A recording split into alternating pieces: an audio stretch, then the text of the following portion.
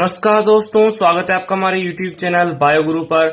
आज हम 12th biology का चैप्टर नंबर 19 जिसका नाम है प्रतिपालनीय कृषि का पार्ट 1 पढ़ेंगे। प्रतिपालनीय कृषि को हम सस्टेनेबल एग्रीकल्चर भी कहते हैं। पहले इस पाठ का मतलब समझ लेते हैं कि इस पाठ में हम क्या पढ़ेंगे। इस पाठ में पहला शब्द है प्रतिपालनीय। प्रतिपालनीय किसे कहते हैं? प्रतिपालनीय का मतलब होता है टिकाऊ या फिर सहारा प्रदान करने वाले।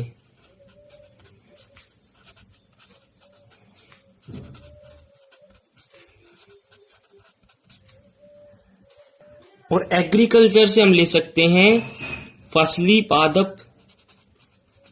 कृषि में क्या होता है? फसली पौधे लिए जाते हैं, पादप ली जाती हैं।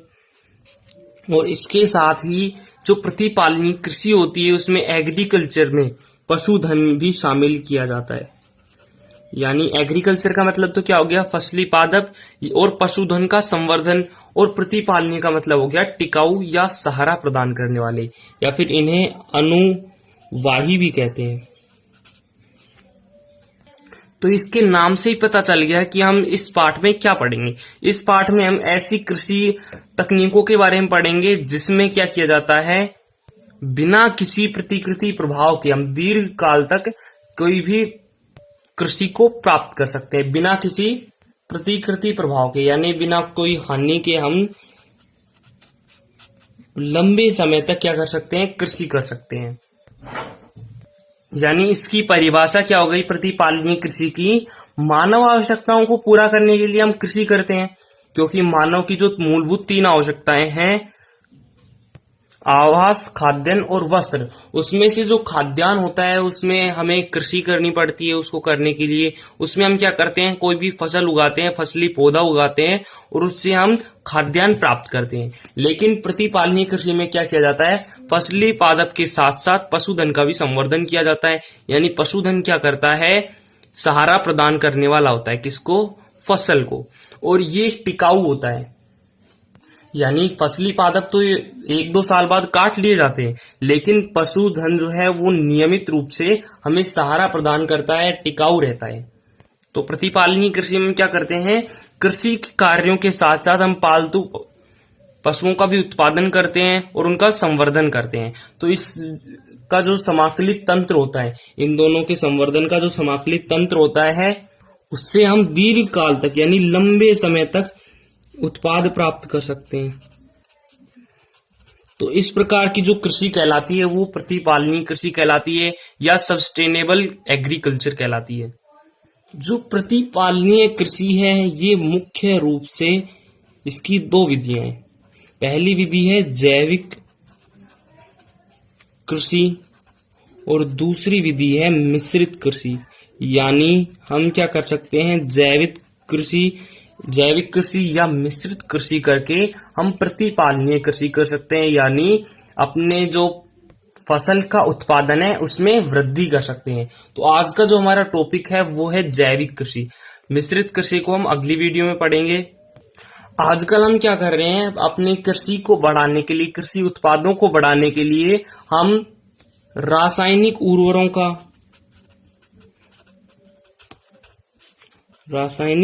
उर्वरकों का, खरपतवार नाशियों का, पीड़कनाशी और भी ऐसे कई रसायन ले रहे हैं जिससे हम क्या कर सकते हैं? कृषि कार्य के जो उत्पाद हैं उन्हें बढ़ा सकते हैं। लेकिन इनका दुष्प्रभाव मृदा पर होता है, मृदा की उर्वरा शक्ति पर। तो हम जैविक कृषि में क्या करते हैं? ऐसे कारकों का उपयोग करते हैं जिससे हमारा जो पारितंत्र है वो संतुलित बना रहे। हम रासायनिक उर्वरकों, खरपतवार नाशी और पीड़क नाशियों का जो उपयोग कर रहे हैं उससे भूमि की उर्वरा शक्ति कम हो रही है। तो हम रसायनों से बचने के लिए या पारितंत्र को संतुलित करने के लिए जैविक कृषि करते हैं। इस जैविक कृषि में हम जैव उर्वरक का उपयोग करते हैं। वैसे तो हम रासायनिक उर्वरकों का उपयोग करते हैं, जैसे यूरिया और भी बहुत सारे रसायन आते हैं जिन्हें हम उर्वरकों के रूप में उपयोग लेते हैं। लेकिन हमें मृदा की उर्वरा शक्ति बढ़ाने के लिए जैव उर्वरक का उपयोग लेना चाहिए या जैविक कृषि अपनानी चाहिए, जिससे जो पारितंत्र है वो संतुलित बना रहता है। तो हम पढ़ लेते हैं जैविक कृषि के क्या उद्देश्य होते हैं, यानी हम जैविक कृषि उपयोग में क्यों लेते हैं। जैविक कृषि के उद्देश्य, इसमें पहला तो हो गया कि जैविक कृषि से हम क्या कर सकते हैं, भूमि की उर्वरा शक्ति को बढ़ा सकते हैं, उर्वरा क्षमता में वृद्धि कर सकते हैं। और ये जो क्षमता में वृद्धि है ये तो हम रासायनिक उर्वरकों के द्वारा भी कर सकते हैं, लेकिन रासायनिक उर्वरक कुछ समय के लिए करते हैं और बाद में हानिकारक प्रभाव डालते हैं। लेकिन जब हम जैविक कृषि करते हैं तो वो भूमि की उर्वरक शक्ति को बढ़ाता है या क्षमता को बढ़ाता है और ये लंबे समय तक रहता है। ये जो उर्वरा शक्ति है ये लंबे समय तक रहती है। क्यों रहती है? क्योंकि जब हम जैविक कृषि करते हैं, जैव उर्वरक डालते हैं, तो जैव उर्वरक में होते हैं विभिन्न पोषक पदार्थ, और वो जो पोषक तत्व या पदार्थ हैं वो पादप पर सीधे प्रभाव डालते हैं। यानी पादप में जो सूक्ष्म वृद्धि पोषक तत्व होते हैं उनमें जो चाहिए होते हैं, जैसे NPK, CHO, ये जो तत्व होते हैं ये मेनली बहुत उपयोगी होते हैं पादप के लिए। और अब जब जैव उर्वरक डालते हैं तो ये पोषक पदार्थ उसमें उच्च मात्रा में रहते हैं या अधिक रहते हैं, और ये जब अधिक रहते हैं तो पादप अच्छी तरह से ग्रोथ करता है, यानी जैव उर्वरक भूमि के लिए एकदम उपयुक्त होता है। और जब हम इसे डालते हैं तो इससे भूमि की उर्वरा शक्ति बढ़ती है और ये जो वृहद पोषक तत्व हैं ये लंबे समय तक भूमि में रहते हैं, जिससे उसकी भूमि की जो उर्वरा शक्ति है, उर्वरा क्षमता है, वो भी लंबे समय तक बनी रहती है। जैविक कृषि का अगला उद्देश्य है कि सूक्ष्म जीव और जो मृदा जीव है, यानी मृदा में रहने वाले जीव हैं, उनमें उनके मध्य हम क्या करा सकते हैं, पौधों के मध्य जैविक क्रियाएं करा सकते हैं। जैविक क्रियाएं कैसे करा सकते हैं?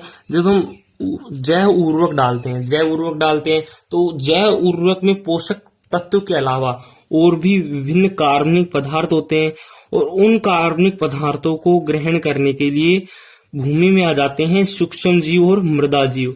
और वो जो सूक्ष्म जीव या मृदा जीव हैं वो जब भूमि में आ जाते हैं तो वो पादप के साथ सहजीवी संबंध बना लेते हैं या असहजीवी संबंध बना लेते हैं, जिससे पादप को प्रत्यक्ष या परोक्ष रूप से लाभ प्राप्त होता है। जैसे सहजीवी संबंध बना लिया राइजोबियम में और असहजीवी संबंध बना लिया एजेक्टोबैक्टर ने, तो वो क्या करते हैं, नाइट्रोजन स्थिरीकरण का कार्य करती है, यानी पौधे को नाइट्रोजन ग्रहण करवाते हैं। और पौधे जब नाइट्रोजन ग्रहण करते हैं तो उनमें वृद्धि अच्छी तरह से होती है। यानी जब हम जैव उर्वरक डालते हैं तो सूक्ष्म जीव और मृदा जीव के मध्य में हम जैविक क्रियाएं करा सकते हैं। इसका तीसरा उद्देश्य है कि पारितंत्र को स्वच्छ बनाना, यानी जो पर्यावरण है उसमें जब हम रसायन डालते हैं, रासायनिक उर्वरक डालते हैं, तो उसकी उर्वरा क्षमता जब कम होती है, उसके साथ ही वो रसायन कई सालों तक उस भूमि में उपस्थित रहते हैं। लेकिन जब जैविक कृषि करती हैं, जैव उर्वरक डालते हैं, तो उसमें सूक्ष्म जीव आकर उनका अपघटन कर देते हैं, तो ये पारितंत्र को शुद्ध करते हैं। इसके अलावा जैविक कृषि के और भी उद्देश्य हैं, जैसे हम ऊर्जा के नवीनीकरण स्रोतों का खेती में उपयोग कर सकते हैं और उच्च गुणवत्ता वाले खाद्य पदार्थों में वृद्धि कर सकते हैं। जैसे सूक्ष्म जीव और मृदा जीव आ गए, वो नाइट्रोजन स्थिरीकरण का कार्य करें, तो जो हमारी खेत में यदि दाल कुलीय पादप है, जैसे मान लो मटर है, तो वो मटर अच्छी ग्रोथ करेंगे, यानी उनका जो खाद्य उत्पादन है उसमें वृद्धि होगी। और जब खाद्य उत्पादन में वृद्धि होगी तो हम जो नवीन कृषि करते हैं खाद्य उत्पादन के लिए, उससे जो प्रदूषण होता है वो समाप्त हो जाता है। तो ये तो हो गई जैविक कृषि के उद्देश्य। हमारा अगला टॉपिक है जैव उर्वरक, यानी जैविक कृषि में जो उर्वरक उपयोग लिया जाता है उसके बारे में पढ़ेंगे। जैव उर्वरक कहते किसे हैं? हम करते हैं जैविक कृषि, क्योंकि जैविक कृषि अच्छी होती है पादप के लिए। तो जैविक कृषि करते हैं तो उसमें होते हैं विभिन्न कार्बनिक पदार्थ।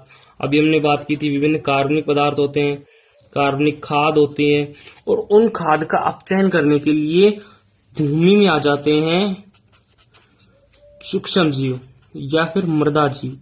वो क्या करते हैं, उन कार्बनिक पदार्थों का अपचयन करते हैं और उन्हें तो आवास प्रदान हो जाता है। यानी जब वो पादप के साथ सहजीवी संबंध बना लेते हैं तो उन्हें आवास और पोषण प्राप्त हो जाता है, और बदले में जो सूक्ष्म जीव हैं वो पादप को देते हैं नाइट्रोजन।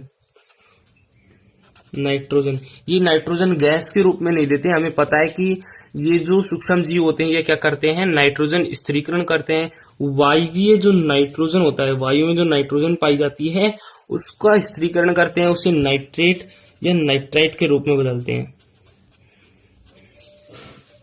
अब वो नाइट्राइट और नाइट्रेट जो है वो पौधों को प्राप्त हो जाती है। तो इस तरह से जैव उर्वरक जब हम भूमि में डालते हैं तो वहां पर सूक्ष्म जीव और मृदा जीवों की मात्रा अधिक हो जाती है, और वो क्या करते हैं, नाइट्रोजन स्थिरीकरण करते हैं, जिससे पादप को लाभ प्राप्त होता है। यहाँ पर हम उपयोग किसका ले रहे हैं, जैविक कृषि या जैव उर्वरक का उपयोग ले रहे हैं। अब जैव उर्वरक की परिभाषा क्या होगी, ये जो सूक्ष्म जीव है जो नाइट्रोजन स्थिरीकरण का कार्य करते हैं इन्हें ही हम जैव उर्वरक कहते हैं। ये जो जैव उर्वरक हैं, सूक्ष्म जीव या मृदा जीव जो होते हैं इन्हें हम जैव उर्वरक कहते हैं। ये जैव उर्वरक क्या करते हैं, भूमि की उर्वरा शक्ति को बढ़ाते हैं। भूमि की उर्वरा शक्ति को क्यों बढ़ाते हैं, क्योंकि पादप में जो एनपीके तत्व होते हैं उनकी मात्रा अधिक होनी चाहिए, जिसमें से पी और के की तो मात्रा अधिक होती है, नाइट्रोजन की कमी होती है पादप में। तो अगर सहजीवी संबंध होगा या सूक्ष्म जीव मृदा जीव होंगे तो उस भूमि में नाइट्रोजन अधिक पाया जाएगा, और जब नाइट्रोजन अधिक पाया जाएगा तो पादप में ग्रोथ अधिक होगी, पादप जल्दी बढ़ेगा, और पादप जल्दी बढ़ेगा यानी भूमि की उर्वरा शक्ति बढ़ जाती है। तो इस तरह से हम जैव उर्वरक का उपयोग करके यानी सूक्ष्म जीवों और मृदा जीवों के द्वारा हम भूमि की उर्वरा शक्ति को भी बढ़ा सकते हैं। इसके अलावा ये जो उर्वरा शक्ति होती है ये भी लंबे समय के लिए होती है। लंबे समय के लिए क्यों होती है, क्योंकि जब हम जैव उर्वरक डालते हैं, जैव खाद डालते हैं, तो वो सूक्ष्म जीव एक बार आ जाते हैं। उसके बाद में यदि सूक्ष्म जीव कार्बनिक खाद या जैव खाद का उपयोग भी कर लेते हैं तो भी वो सूक्ष्म जीव और मृदा जीव हैं वो उस भूमि में बने रहते हैं, वहां से जाते नहीं है। तो इससे कारण वहां पर नाइट्रोजन स्थिरीकरण चलता रहता है, जिससे भूमि की उर्वरा शक्ति लंबे समय तक चलती रहती है। इन सूक्ष्म जीवों के उदाहरण हैं नील हरित शैवाल, या फिर इसे हम ब्लू ग्रीन एल्गी भी कहते हैं, BGA भी कहते हैं। जीवाणु और जो कवक हैं वो हो सकते हैं। सूक्ष्म जीवों में कौन कौन हो सकते हैं, नील हरित शैवाल, जीवाणु, कवक, सहजीवी जीवाणु, असहजीवी जीवाणु, और भी अन्य पदार्थ के प्रकार के जो जीवाणु हैं वो भी हो सकते हैं। तो जो जैव उर्वरक हैं वो 6 प्रकार के होते हैं। जैव उर्वरक का पहला प्रकार है सहजीवी जीवाणु। अभी हमने पढ़ा था कि जो जैव उर्वरक होते हैं उनमें जीवाणु भी शामिल होते हैं, और जीवाणु 2 प्रकार के होते हैं, सहजीवी और असहजीवी। इसमें जो सहजीवी जीवाणु है वो हमारा पहला प्रकार है। सहजीवी जीवाणु को किसे कहते हैं, ऐसे जीवाणु जो पादप के साथ सहजीवी संबंध बनाकर रखते हैं, यानी पादप तो उन्हें आवास प्रदान करता है, बदले में ये जो जीवाणु है ये क्या करते हैं, नाइट्रोजन स्थिरीकरण का कार्य करते हैं, ये इन्हें आवास प्रदान करते हैं। तो यहाँ पर सहजीवी संबंध बनता है, यानी पादप तो जीवाणु को आवास प्रदान करता है और जीवाणु बदले में नाइट्रोजन स्थिरीकरण करता है।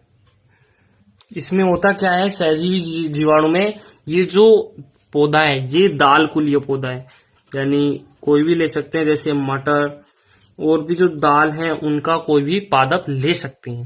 तो इन पादपों में क्या होता है, राइजोबियम जीवाणु आ जाता है। राइजोबियम जीवाणु एक प्रकार का सहजीवी जीवाणु है, यानी ये जो जीवाणु होता है राइजोबियम, ये दाल कुलीय पौधों के साथ सहजीवी संबंध बनाता है। तो जो दाल कुलीय पौधा है वो तो उसे आवास प्रदान करता है, राइजोबियम को आवास प्रदान करता है, और बदले में राइजोबियम जो है वो नाइट्रोजन स्थिरीकरण करता है, और जो नाइट्राइट और नाइट्रेट बनाता है वो पादप को प्रदान कर देता है।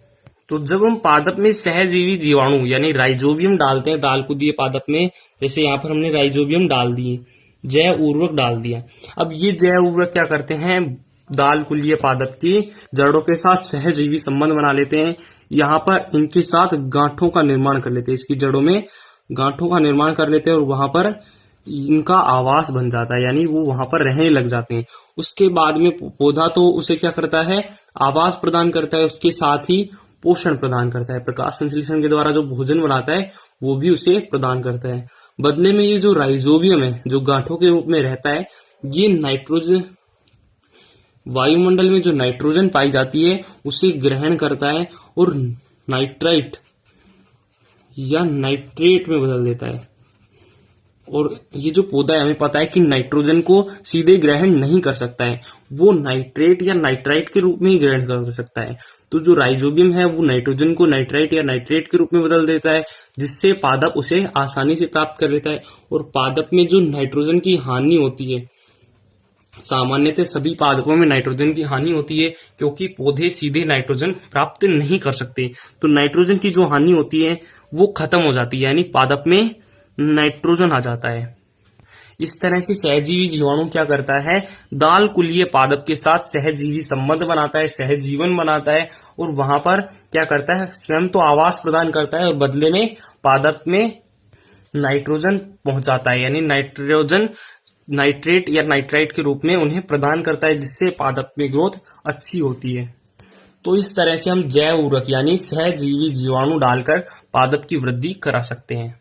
ये वृद्धि 15 से 20% होती है, यानी कोई दाल कुलीय पादप हमने किसी फसल लगाई कोई भी, अगर उसमें राइजोबियम नामक जैव उर्वरक डाल दिया तो वो जैव उर्वरक उस पादप की वृद्धि या जो कृषि उत्पाद है उसमें 15 से 20% तक वृद्धि कर देता है। और उसके साथ ही भूमि की उर्वरा शक्ति भी बना देते हैं। उर्वरा शक्ति कैसे बनाता है, हमने पिछले वीडियोस में पढ़ लिया था कि जो राइजोबियम होता है वो क्या करता है, हम कोई भी सनई का पौधा लगाते हैं, सनई भी एक दाल कुलीय पौधा होता है, सनई का जब पौधा लगाते हैं तो उसमें राइजोबियम आ जाते हैं। जैसे ये सनई का पौधा लगा दिया तो इसमें आ जाता है राइजोबियम, इसकी जड़ों के साथ सहजीवी संबंध बना लेता है राइजोबियम। यहाँ पर राइजोबियम जब सहजीवी संबंध बना लेता है, जब इसकी जड़ों में गांठों का निर्माण हो जाता है, तो यहाँ पर इसकी हम कटाई कर देते हैं और ये राइजोबियम खेत में ही रह जाता है, यानी भूमि में ही रह जाता है और वो लगातार नाइट्रोजन स्थिरीकरण करता रहता है, जिससे भूमि की उर्वरा शक्ति बढ़ जाती है। तो एक तो हम सीधे ही इसे कृषि उत्पादन के रूप में भी इसे उपयोग ले सकते हैं, या फिर भूमि की उर्वरा शक्ति बढ़ाने के रूप में भी राइजोबियम को उपयोग में ले सकते हैं। जैव उर्वरक का अगला प्रकार है असहजीवी जीवाणु। इसमें क्या होता है, जीवाणु जो है वो सीधे पादप के साथ सहजीवी संबंध नहीं बनाता है।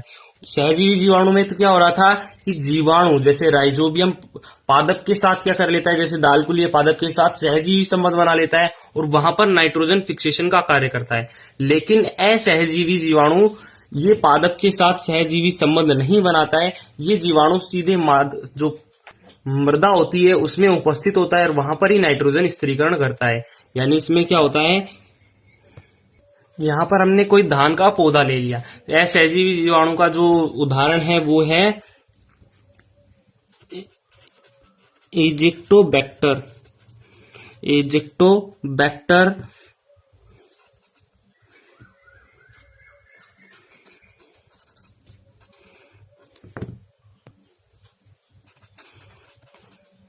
एजोस्पाइरिलम और क्लोस्ट्रीडियम, ये जो जीवाणु है ये क्या करते हैं, पादप के साथ सहजीवी संबंध नहीं बनाते हैं, फिर भी जैव उर्वरक के रूप में काम लेते हैं।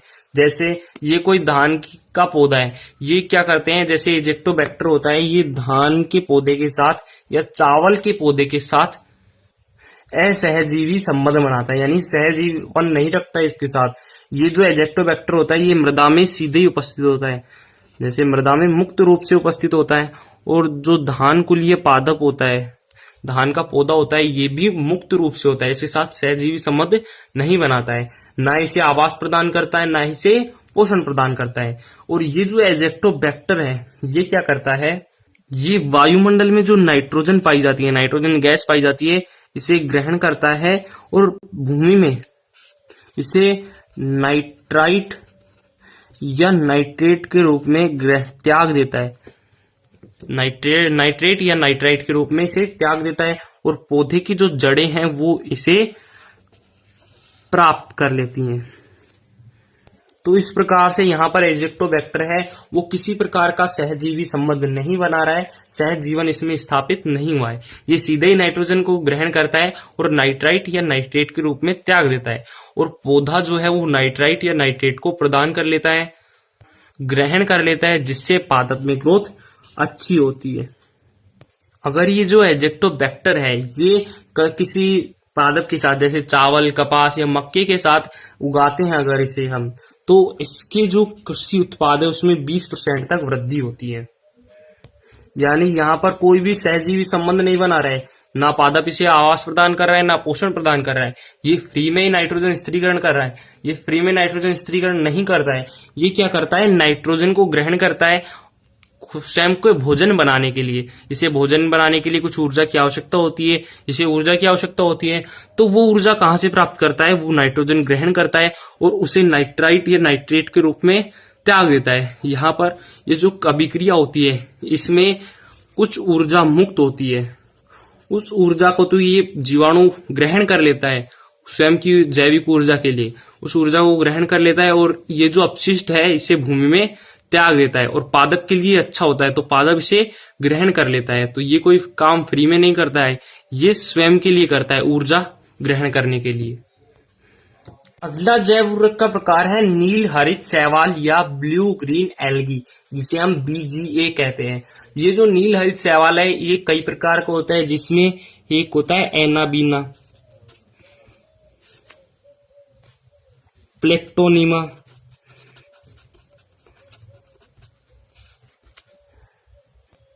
और नोस्टॉक। ये 3 प्रकार के ब्लू ग्रीन एल्गी होते हैं, और भी बहुत प्रकार के होते हैं, लेकिन ये जो 3 ब्लू ग्रीन एल्गी होते हैं ये क्या करते हैं पादप के साथ असहजीवी संबंध बनाते हैं और नाइट्रोजन स्थिरीकरण का कार्य करते हैं।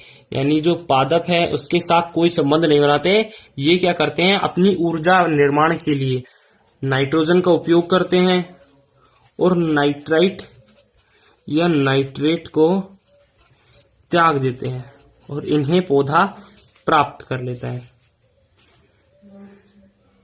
जैसे ये हमने ले लिया एनाबीना का उदाहरण, तो एनाबीना में एक विशेष प्रकार की कोशिका पाई जाती है जिसे हम कहते हैं हेटेरोसिस्ट कोशिका। यहां पर गलत लिख दिया, हेटेरोसिस्ट कोशिका। इस हेटेरोसिस्ट कोशिका में एक नीफ नाम का जीन पाया जाता है, नीफ जीन पाया जाता है और ये क्या करता है नाइट्रोजन स्थिरीकरण का कार्य करता है। हमें पता है कि कोई भी जीव कुछ भी कार्य करता है उसके लिए क्या जिम्मेदार होता है, DNA का छोटा सा खंड जीन उत्तरदायी होता है। तो हेटेरोसिस्ट कोशिका में एक जीन पाया जाता है जो नाइट्रोजन स्थिरीकरण का कार्य करता है, उस जीन को हम कहते हैं नीफ। तो ये आपको याद रखना है कि जो नील हरित शैवाल है ब्लू ग्रीन एल्गी है इसमें हेटेरोसिस्ट कोशिका पाई जाती है, इसमें नीफ जीन पाया जाता है। ये जो नीफ जीन होता है ये नाइट्रोजन स्थिरीकरण का कार्य करता है। यानी जब ये एनाबीना को हम भूमि में डालते हैं तो ये सहजीवी संबंध नहीं बनाता है, यहाँ पर मुक्त रूप से रहता है और नाइट्रोजन स्थिरीकरण का कार्य करता है। नाइट्रोजन स्थिरीकरण का कार्य क्यों करता है, क्योंकि इसमें नीफ जीन पाया जाता है और ये नाइट्राइट या नाइट्रेट को मुक्त कर देता है और पौधे इसे प्राप्त कर लेते हैं। तो इस प्रकार ये जो नील हरित शैवाल है ये पौधे के साथ असहजीवी संबंधी बनाता है और पौधे में वृद्धि का कारक बनता है। नील हरित शैवाल का उपयोग करके हम धान की फसल को बढ़ा सकते हैं, यानी धान की जो उपज है कृषि उत्पाद है उसमें वृद्धि कर सकते हैं। लेकिन ये इतनी अधिक उपज नहीं करता है क्योंकि ये क्या करता है वायु की जो नाइट्रोजन होती है, वायु में जो नाइट्रोजन पाई जाती है उसे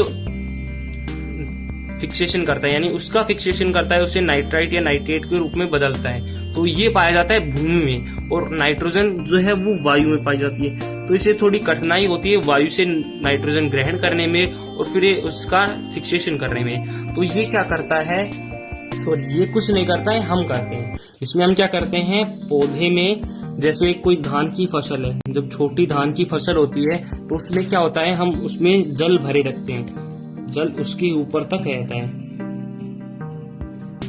तो इसमें हम धान की फसल में हम एक टेरिडोफाइटा डालते हैं जिसका नाम है एजोला। ये जो एजोला है ये एक जलीय फर्न है, यानी जल के ऊपर तैरती है, जैसे यहाँ पर एजोला तैर रही है। अब इसके साथ संबंध बना लेता है भूमि में उपस्थित जो एनाबीना है, जैसे भूमि में उपस्थित यहाँ पर एनाबीना है, और जब हम जल इसमें भरते हैं और एजोला जलीय फर्न ऊपर तैरती रहती है, तो ये जो एनाबीना होता है ये इसके साथ संयोग कर लेता है और इसके ऊपर आकर सहजीवी संबंध बना लेता है, एजोला के ऊपर सहजीवी संबंध बना लेता है। इसको हम संयुक्त रूप से कहते हैं एनाबीना एजोली नील हरित शैवाल, यानी एनाबीना है और एजोली यानी एजोला जलीय फर्न है, उस पर एनाबीना है, और ये कैसे है, नील हरित शैवाल है। तो इसको संयुक्त रूप से हम कहते हैं एनाबीना एजोली नील हरित शैवाल। अब यहाँ पर जब सहजीवी संबंध बना देता है और ये जो एनाबीना है ये वायु के संपर्क में आ जाती है और वायु में पाई जाती है नाइट्रोजन। अब ये सीधे ही यहाँ से प्राप्त कर लेती है और नाइट्राइट या नाइट्रेट के रूप में त्याग देती है। तो इस तरह से जब हम जलीय फर्न एजोला भी डाल देते हैं तो यहाँ पर नाइट्रोजन फिक्सेशन अधिक होता है और पौधा अधिक बढ़ता है। इसका उपयोग करके हम पादप में 50% तक वृद्धि कर सकते हैं। यानी कोई धान की फसल है उसमें यदि हमें कुछ मात्रा में कृषि उत्पाद मिल रहा है, जैसे 200 किलो धान मिल रही है, तो जब हम एजोला जलीय फर्न और एनाबीना का उपयोग करते हैं तो वहां पर उत्पादन जो है वो 50% बढ़ जाता है। यानी जब उसमें उत्पादन 200 हो रहा है तो वहां पर 300 किलो होगा। अगला जैव उर्वरक है कवक मूल, जिसे हम माइकोराइजा भी कहते हैं। अब आपको याद हो गया होगा कि हम किसकी बात करेंगे, माइकोराइजा। कई बार हमने पढ़ लिया है माइकोराइजा किसे कहते हैं, जो उच्च श्रेणी के पादप होते हैं, जैसे बड़े पादप होते हैं, उच्च पादप होते हैं, वो क्या करते हैं, कवक के साथ सहजीवी संबंध बना लेते हैं। और ये जो उच्च पादप हैं ये तो कवक को पोषण प्रदान करते हैं, बदले में जो कवक है वो नाइट्रोजन इसे प्रदान करता है, यानी सहजीवी संबंध बना लेता है। जब राइजोबियम और दाल कुलीय पादप के साथ सहजीवी संबंध बन रहा था तो उसे हम कहते हैं सहजीवन। जबकि जब उच्च श्रेणी के पादप और कवक सहजीवी संबंध बनाते हैं तो उसे हम कहते हैं माइकोराइजा। इसमें क्या होता है, जो उच्च श्रेणी के पादप होते हैं, बड़े पादप होते हैं, उनकी जड़ें जो होती है उनके साथ कवक सहजीवी संबंध बना लेता है, यानी उनकी जड़ों पर कवक आ जाता है और वो कवक क्या करता है, भूमि से विभिन्न पोषक पदार्थों को ग्रहण करता है। जैसे यहाँ पर ये है भूमि और जड़ें नीचे हैं, तो यहाँ पर जड़ों में बना लेता है कवक सहजीवी संबंध, और पौधा तो इसे क्या करता है, पोषण प्रदान करता है, यानी प्रकाश संश्लेषण के द्वारा जो भोजन बना है, कार्बोहाइड्रेट बना है, वो इसे कुछ मात्रा में प्रदान कर देता है। बदले में ये जो कवक होता है ये भूमि में जो आसपास में के जो पोषक पदार्थ होते हैं, पोषक तत्व होते हैं, उन्हें ग्रहण करता है, पादप को प्रदान कर देता है और पादप में वृद्धि अच्छी होती है।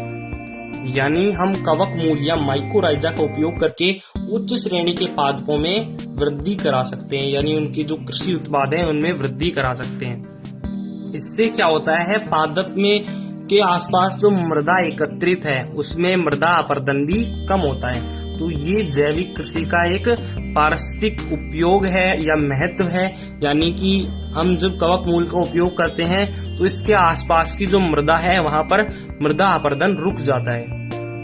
अगला जैव उर्वरक है कार्बनिक खाद। इसमें हम क्या करते हैं, कार्बनिक खाद का उपयोग करते हैं। जैसे भारत में विभिन्न प्रकार के अपशिष्ट होते हैं, उनमें एक प्रकार का अपशिष्ट होता है कार्बनिक अपशिष्ट, यानी उस अपशिष्ट में कार्बनिक पदार्थ पाए जाते हैं।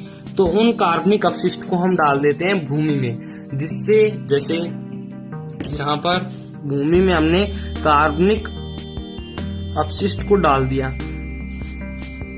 अब यहाँ पर जब कार्बनिक अपशिष्ट को डाल देते हैं तो यहाँ पर आ जाते हैं इनका पाचन करने के लिए सूक्ष्म जीव या मृदा जीव।